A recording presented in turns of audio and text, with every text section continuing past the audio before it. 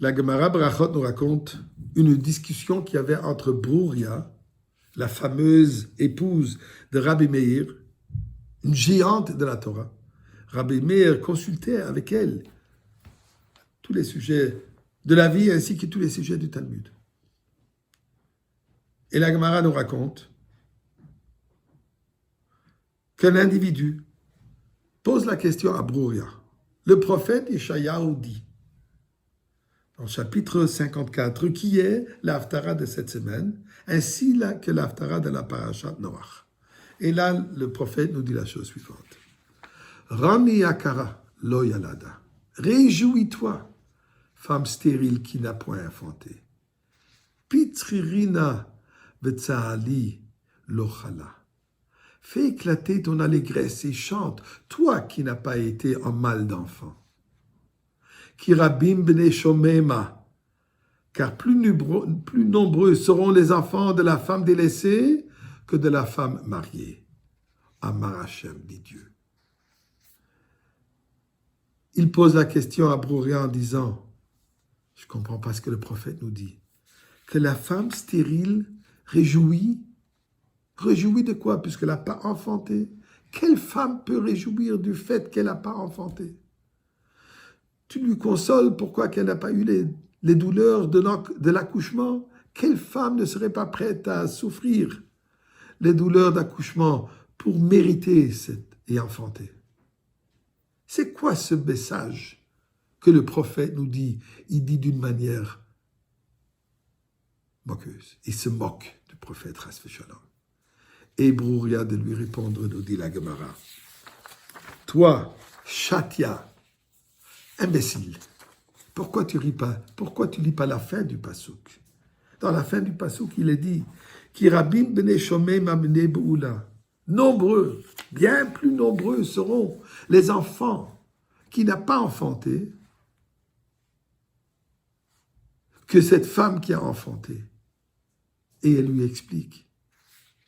Les enfants qu'on n'a pas enfantés ne sont pas les enfants que toi, tu réjouis avec. Toi, tu réjouis avec des enfants qui vont finir au Gehenom et leur vie. Toi, tu réjouis des enfants qui vivent un mode de vie qui n'a pas de valeur. Un mode de vie qui est éloigné de Torah et Mitzvot.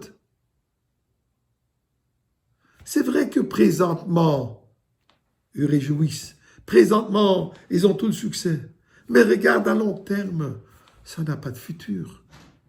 Leur futur est un futur de échouement, échec total. Nous, des Brouria, quand on parle, le prophète nous dit, les enfants qui passent un moment difficile aujourd'hui, paraît une ville qui n'a pas d'enfants, une maman qui n'a pas d'enfants, qui fait allusion à Yerushalayim.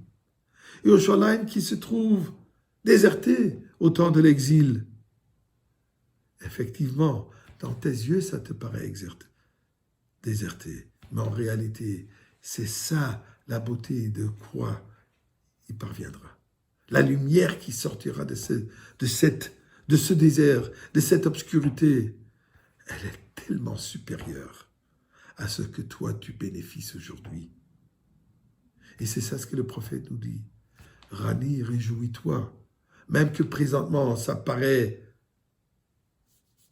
dur, même que présentement ça t'apparaît comme une maman qui n'a pas d'enfant. Non, cet enfant va apparaître. La beauté de ces enfants va apparaître dans le futur très prochain.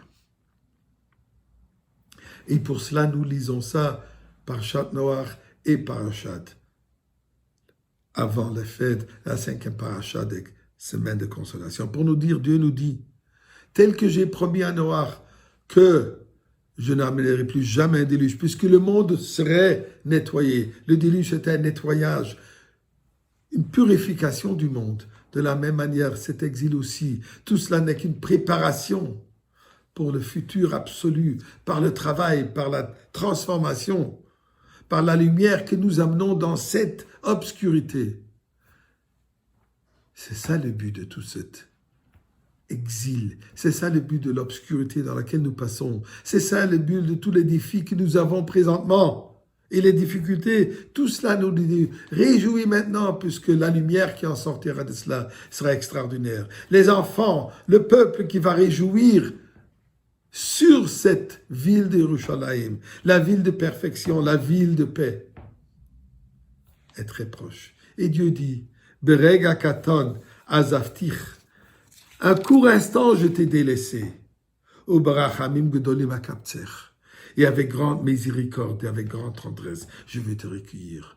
Eh bien Dieu, ce petit moment est un peu trop long.